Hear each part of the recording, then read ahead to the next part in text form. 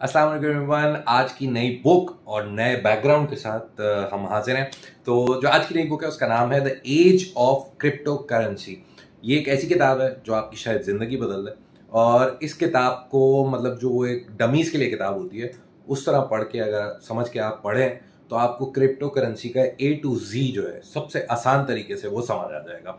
लेकिन आप पढ़ेंगे नहीं, तो इसलिए मैंने सोचा कि मैं आपको बता दूं इस किताब के हवाले से कि आखिर क्रिप्टो करेंसी है क्या और छोटे मोटे बीच में वाकयात भी हैं। तो चलिए देखते हैं the age of crypto currency की समरी। अच्छा जी, जो सबसे पहले मेरे पे एतराज़ आया वो यह है कि लोगों को मैं बोलता नहीं हूँ कि मेरा चैनल सब्सक्राइब करें, वीडियो लाइक करें, शेयर करें, वो करें। तो प्लीज़ सब्सक्राइब कर लें, लाइक कर लें, जो भी करना कर लें।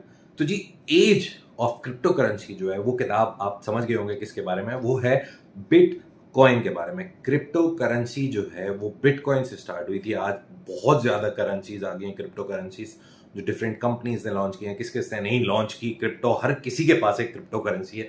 तो उसका आखिर बैकग्राउंड क्या है? कभी आप कॉफी टेबल पे किसी के साथ बैठे हुए हो या आप कहीं ग्रुप में डिस्कशन में हो या घर में एक बात हो रही हो कि यार ये बिटकॉइन क्या है, तो ये किताब और ये वीडियो आपको एक क्रिप्टो मिनी एक्सपर्ट बनने में तो एटलीस्ट हेल्प कर ही देगी। तो जी, क्रिप्टो करेंसी को समझने के लिए सबसे पहले तो आपको एक चीज समझनी है कि करेंसी आखिर होती क्या है, पैसा क्या चीज है। पैसा पिछले जमाने में जब पुराना जमाना था, गोल्ड और सिल्वर लोग एक दूसरे को देते थे। कोई गोल्ड दे देता था, खाना मिल जाता था, कोई सिल्वर दे देता था, खाना मिल जाता था, बार्टर होता था। गोल्ड और सिल्वर की कॉइन्स होती थी तो गुजारा हो जाता था। फिर पेपर करेंसी आई। अब एक पेपर जो आपके जेब में पड़ा है और बारिश में गीला होकर खराब हो जाता है और डिवैल्यू हो जाता है या पसीना आके खराब हो जाता है या वॉलेट में पड़े पड़े घिस जाता है या कोई फाड़ देता है, उसकी वैल्यू क्यों है? आखिर एक कागज की वैल्यू क्यों है? वो जो मेन आपकी थ्योरी है या साइंस है बिहाइंड करेंसी की वैल्यू, वो बड़ी सिंपल है कि आपका और जिसको आप वो पैसे दे रहे हैं या जिससे वो पैसे ले रहे हैं, उन दोनों के दरमियान एक म्यूचुअल अग्रीमेंट होता है कि यार इसकी वैल्यू है। तो बिटकॉइन भी जब आई, जब क्रिप्टो करेंसी आई, तो सबसे पहला प्रॉब्लम जो क्रिप्टो को फेस करना पड़ा वो यही था कि यार लेने वाला जो है वो डर रहा था कि यार मैं इसकी मॉनेटरी वैल्यू पे मतलब यकीन करूं या नहीं करूं, और जो देने वाला था उसको भी नहीं पता था कि क्या इसकी कोई मॉनेटरी वैल्यू है। तो बिटकॉइन जब आया तो ये एक अग्रीमेंट इवेंचुअली जो ट्रस्ट का होता है वो फाइनली बिल्ड हुआ। और फिर आपने देखा कि पिछले कुछ सालों में क्रिप्टो करेंसी कहाँ से कहाँ पहुंच गई। आज बिटकॉइन जो है तकरीबन तकरीबन 40,000 US डॉलर्स पे एक बिटकॉइन मिलता है। और ये 55,000 तक भी गया था, फिर नीचे गिरा।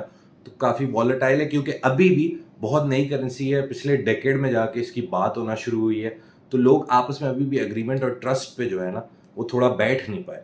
लेकिन सबसे पहला जो इस किताब में हमें लेसन मिलता है कि क्या हम इसको पैसा काउंट कर सकते हैं, क्या इसको हम मनी काउंट कर सकते हैं, क्योंकि फिजिकली तो हमारे पास नहीं है ना कोई ऐसी क्रिप्टो, कोई कॉइन तो नहीं है कि आप लेके घूम रहे हैं कि जी मेरे पास एक बिटकॉइन है, मुझे ये दे दे, ये दे दे, ये दे दे। तो क्या आप इसको पैसा काउंट कर सकते हैं? तो पैसे के पीछे की जो साइंस है, जो मॉडर्न पैसे के पीछे की साइंस है, जो एक कागज का पैसा मैंने आपको बताया, बड़ी सिंपल सी है कि आप लेने वाले और देने वाले के बीच में एक ट्रस्ट होना चाहिए। और बिटकॉइन वो ट्रस्ट बिल्ड कर चुका है। बहुत से कंट्रीज ऐसे हैं जहाँ पे आप बिटकॉइन से पेमेंट कर सकते हैं। इन कॉफी शॉप्स हर जगह वो इनेबल्ड है। आप कहीं भी शॉप में जाएं, जैसे अभी आप अपना क्रेडिट कार्ड या डेबिट कार्ड देते हैं, आप क्रिप्टो का अपना पासवर्ड डाल के सब कुछ करके क्रिप्टो दे सकते हैं। तो ये कंट्रीज में आ गया है। कंट्रीज के अलावा आप बहुत सारी ऑनलाइन वेबसाइट्स हैं, 10 चीज़ें हैं जहाँ पे आप क्रिप्टो करेंसी के थ्रू प्रोडक्ट्स बाय कर सकते हैं। तो it is money, it is real money जिसको आप इस्तेमाल कर सकते हैं। लेकिन पैसे की जो वैल्यू है वो बढ़ती कम होती तो नहीं है। $1 $1 ही रहता है, ₹10 ₹10 ही रहते हैं हमारी नज़र में तो। लेकिन बिटकॉइन जो है, जो क्रिप्टो करेंसी है, उसकी वैल्यू ऊपर या नीचे होती रहती है। ये इसकी एक एग्जांपल बड़े मजे की दी हुई है। एक बंदा था, लाज़लो हानिश करके नाम था, मैं उसकी स्पेलिंग लिख देता हूँ, बहुत मुश्किल नाम है। लेकिन लाज़लो साहब जो थे, एक ज़माना ऐसा था कि जितने उस जमाने में बिटकॉइन माइन हुए थे, आधे से ज़्यादा उनके पास थे। बट उस वक्त बिटकॉइन की जो 10,000 बिटकॉइंस की जो मार्केट वैल्यू थी, दैट वाज $41। और वो बंदा बेचारा बिटकॉइन से पेमेंट नहीं कर पाता था, तो वो दोस्तों को बिटकॉइंस ट्रांसफर करके और उनसे बोलता था यार तुम मेरे पिज़्ज़ा के पैसे दे दो, खाने के कॉफ़ी के पैसे दे दो। तो दिस इज व्हाट हैपेंड कि एक वक्त ऐसा था और अब एक वक्त ऐसा है कि वही 10,000 बिटकॉइंस अगर किसी दोस्त ने अपने पास रखे हुए थे, तो वो 10,000 bitcoins are equal to $5 million. अब प्रॉब्लम ये आती है कि बिटकॉइन आता कहाँ से? बिटकॉइन क्या किसी कान से खोद के हीरे की तरह या कोयले की तरह निकाला जाता है, या बिटकॉइन आता कहाँ से? तो ये सवाल थोड़ा सा टेक्निकल है, लेकिन इसका बड़ा आसान जवाब ये है कि जैसे आप स्कूल में एक एग्जाम का पेपर आता है और उसमें आपके सामने एक सवाल होता है, वो सवाल 5 मार्क्स का है, आप उस सवाल का जवाब सही लिखें, आपको 5 नंबर मिल जाते हैं। सोचें ये पेपर मैथ्स का है, आपको मैथ्स में 2 × 5 का आंसर लिखना है, आप लिखेंगे 10। ठीक है जी, आप 1 क्लास में ये वाली इक्वेशन सॉल्व करते हैं, 2 क्लास में जाते हैं तो आपको बोला जाता है 22 × 55 करके दिखाओ, 22 × 55 करते हैं। 3 में जाते हैं, 4 में, जैसे जैसे आप एडवांस होते जाते हैं, अगली क्लास में जाते जाते हैं, इक्वेशन मुश्किल से मुश्किल होती जाती है। आपको 22.25753 मल्टीप्लाई बाय 555.75235 मल्टीप्लाई करने को दिया जाता है। इसी तरह बिटकॉइन के पीछे की जो साइंस है वो यही है कि it is a mathematical problem. बहुत आसान सी एक मैथमेटिकल प्रॉब्लम थी जिससे ये स्टार्ट हुआ, पहला बिटकॉइन माइन हुआ। उसके बाद एज सून एज आप अगला बिटकॉइन माइन करते हैं, वो मैथमेटिकल प्रॉब्लम थोड़ी सी कॉम्प्लेक्स हो जाती है, उसमें एक लाइन ऑफ कोड या लाइन ऑफ मैथमेटिक्स ऐड हो जाती है, नंबर्स ऐड हो जाते हैं। तो सिंपली आप जितने बिटकॉइंस अभी तक माइन हो चुके हैं वो किसी न किसी मैथमेटिकल इक्वेशन को या मैथमेटिकल प्रॉब्लम को, अल्ट्रा कॉम्प्लेक्स का वर्ड यूज किया गया, कॉम्प्लेक्स नहीं, ultra complex. This is the reason कि आज बिटकॉइन जो माइनर्स हैं, अभी तो बहुत सारे माइन हो गए, जो बिटकॉइन माइनर्स हैं उनको तकरीबन सुपर फास्ट कंप्यूटर्स चाहिए होते हैं। और वो जो हीट वाला सिस्टम आपने वकार जगह की वीडियोस में देखा होगा, जी एसी लगाएं, बिजली सस्ती है, वो इसीलिए क्योंकि आपके कंप्यूटर्स जब बहुत ज़्यादा काम करते हैं, बहुत मुश्किल प्रॉब्लम को सॉल्व करने की कोशिश करते हैं, वो हीट अप होते हैं, तो उनको ठंडा करना पड़ता है। इसीलिए चाइना के बहुत सारे जो बिटकॉइन माइनर्स थे या बिटकॉइन खरीदने वाले बेचने वाले थे, वो उठ के सस्ते मुल्कों में चले गए जहाँ पे बिजली सस्ती थी, क्योंकि उन्हें एसी चलाना था, या फिर वो ठंडे मुल्कों ही चले गए कि एसी के बगैर ही काम चल जाए।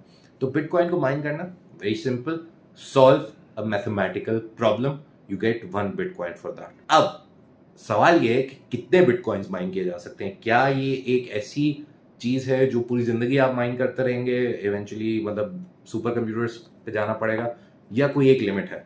तो there is a limit, 21 million bitcoins जो है वो माइन हो सकते हैं। इसके आगे एक भी नहीं हो सकता और कम हो सकते हैं, क्योंकि शायद ऐसा कंप्यूटर अभी ना हो जो 21 मिलियन तक पहुंचा सके। सवाल ये है कि वो जो एग्जाम का पेपर है, वो जैसे आपके पास एक रहता है ना, आपको बाद में मिलता है मार्क हुआ हुआ, तो आपको पता कैसे चलता है कि भाई आपको 5 नंबर मिले, क्योंकि आपको एग्जाम का पेपर मिलता है। इसी तरह बिटकॉइन जब आप खरीदते हैं या बेचते हैं या कुछ भी करते हैं बिटकॉइन के साथ, ये माइन करते हैं, तो ये सारा रजिस्टर कहाँ हो रहा है, ये कौन रहा है, लिखत पढ़त का काम कौन रहा है, मुंशी कौन है, पटवारी कौन है? तो ये सारा एक सिस्टम पे बेस्ड होता है जिसका नाम है ब्लॉक चेन। बहुत आसान अल्फाज में कंप्यूटर्स और लोग जो उन कंप्यूटर्स को ऑपरेट कर रहे हैं, वो बैठ के एक पब्लिक रिकॉर्ड में सारी ट्रांजैक्शंस डाल रहे होते हैं। फॉर एग्जाम्पल, जितने टाइम में आप ये वीडियो देख रहे हैं, अभी कोई 100 ट्रांजैक्शंस हुई हैं, तो वो पब्लिक रिकॉर्ड में 100 की 100 ट्रांजैक्शंस एंटर हो गई होंगी। फायदा ये होता है कि वो पब्लिक रिकॉर्ड है, तो हर कोई देख सकता है कि ये 4 बिटकॉइन इस बंदे ने इस बंदे को ट्रांसफर किए और इस बंदे के पास पहुंच गए। अगर उसके पास नहीं पहुंचते तो वो पब्लिक रिकॉर्ड में एंट्री नहीं होती। पब्लिक का वर्ड मैं बार बार इसलिए यूज कर रहा हूँ क्योंकि पब्लिक मतलब सबके सामने है। जैसे आप बैंक में 25 लाख रुपए डाल देते हैं और वो बोलता है भाई मैं 6 महीने बाद तुम्हें 2% मुनाफा दूंगा। 25 लाख का आपको नहीं पता उसने 25 से 50 कर लिया या 2 करोड़ बना लिया, वो आपको बस 2% मुनाफा देगा, वो आपको मिल जाएगा। पब्लिक होने का ये फायदा है कि आपको सब पता है कि आज तक जितने बिटकॉइंस माइन हुए हैं वो किसने माइन किए, फिर कहां से किसके पास गए, किसने कितने में खरीदे, सारी ट्रांजैक्शंस पब्लिक है। इससे नुकसान क्या होता है बैंक्स को, और बैंक्स इतने खिलाफ क्यों और दुनिया के मुल्क इतने खिलाफ क्यों है? क्योंकि बैंकर्स की जो है वो नौकरी तेल हो रही है। वो एप्स बना रहे हैं, एटीएम तेज कर रहे हैं, नॉन टच वाला कार्ड ले आएंगे, सब कुछ ले आएंगे, बट वो हमेशा मिडिल मैन रहेंगे। आप जब क्रेडिट कार्ड बनवाते हैं, क्रेडिट कार्ड की फीस भरते हैं, सालाना फीस भरते हैं, ये फीस भरते हैं, वो फीसें भरते हैं, बैंक वाले कहीं ना कहीं आपसे थोड़े बहुत चार्जेस ले रहे होते हैं, सिर्फ आपको खाना खरीदने देने पे, आपके कपड़े खरीदने पे, आपकी चीजों पे। जो बिटकॉइन बनाने वाले थे वो इस मिडिल मैन को निकालना चाह रहे थे और सारा जो पावर है वो पब्लिक के हाथ में देना चाह रहे थे। तो जी, in very simple words, bitcoin is actual money. दूसरा, बिटकॉइन की जो ट्रांजैक्शंस हैं कि आपके पास से किसी और के पास गया, किसी और से किसी और के पास गया, वो सब पब्लिक रिकॉर्ड का हिस्सा है, तो आपको कभी परेशान होने की जरूरत नहीं है। आपका बिटकॉइन हमेशा आप ही के पास रहेगा जब तक आपके पास अपना की और अपना पासवर्ड है, आपको याद है। तीसरी चीज, बिटकॉइन आता कहां से? कंप्यूटर्स उसको माइन करते हैं एक मैथमेटिकल प्रॉब्लम सॉल्व करके, जो हर एक बिटकॉइन माइन होने के साथ और कॉम्प्लेक्स होती जाती है। वॉलेटाइल का भी मैंने बता दिया क्यों वॉलेटाइल है, क्योंकि अभी वो जो ट्रस्ट होता है करेंसी का, between the giver and the taker वो अभी तक बहुत वीक है, वो बहुत स्ट्रांग नहीं हो पाए। अभी भी इवन लोग उठ के कह रहे हैं कि बिटकॉइन का कोई फ्यूचर नहीं है, but bitcoin has a future. पैसे पड़े डाल दो, 10 साल बाद उठा के देखना, ज़रूर दुआएं दोगे। आखिरी पॉइंट बड़ा सिंपल है, बिटकॉइन जो है क्या कन्वेंशनल बैंकिंग से बेहतर है? यस, ऑब्वियसली मिडिल मैन निकाल दिया सारा पैसा, वो जो आपसे बिला वजह फलाने चार्जेस के नाम पे ले रहे हैं वो निकाल दिया, तो सारी पावर लोगों के हाथ में आ गई और लोग अब पैसा चला रहे हैं। लेकिन इससे एक प्रॉब्लम बहुत बड़ा ये आ जाता है जो बिटकॉइन की वजह से है कि एक तो अनोनिमस है, आप कोई भी इलीगल चीज ऑनलाइन जाके बाय कर सकते हैं थ्रू बिटकॉइन, किसी को पता नहीं चलेगा आपने क्या किया। इसकी सबसे बड़ा जो एक प्रॉब्लम आ रहा है वो चाइल्ड पॉर्न और बहुत गंदी गंदी इंडस्ट्रीज में आ रहा है, डार्क वेब पे बहुत यूज होता है, क्योंकि किसी को नहीं पता कौन बेच कौन रहा है, खरीद कौन रहा है, किसी को कुछ नहीं पता। Obviously it's a new technology develop हो रही है, there will come a time जहां फिर थोड़ा बहुत आपका पकड़ा जाने का भी डर होना शुरू हो ही जाएगा। बैंक्स अभी भी चल रहे हैं, बैंक चलते रहेंगे, बैंक को बंद करना बहुत मुश्किल है, बट बिटकॉइन अगर ये अनोनिमस वाला प्रॉब्लम सॉल्व कर, bitcoin can become bigger than banks. There will come a time जहां सारी दुनिया बिटकॉइन में ट्रेड कर रही होगी। आप बिटकॉइन आज मिले मौका बाय कर लें, it is good for you, और क्या पता आपकी जिंदगी बन जाए आज से 5 साल बाद। और ये किताब जो है अगर आपको पूरी पढ़ने का शौक है तो यू कैन रीड इट। अगर आप 20-22 साल के हैं, अभी कुछ नई नई नौकरी लगी है, सोच रहे हैं क्या करना चाहते हैं जिंदगी में, bitcoin is the next thing. थोड़ा सा पैसा निकालें जो आपको किसी जरूरत नहीं है, उसको साइड में डाल के रखते हैं, 5 साल बाद वही पैसा आपको बहुत सारा पैसा बना के देगा। This is bitcoin in a whole. Till next book, take care, अल्लाह हाफिज। और अगेन सब्सक्राइब जरूर कर लें, लाइक जरूर कर लें, शेयर वेयर भी कर दें। भाई लोगों ने काय करने का बोलो तो इसलिए बोल रहा हूँ, वरना आपका दिल है नहीं करें कोई मसला नहीं, चाहे डकी भाई की वीडियोस देखें।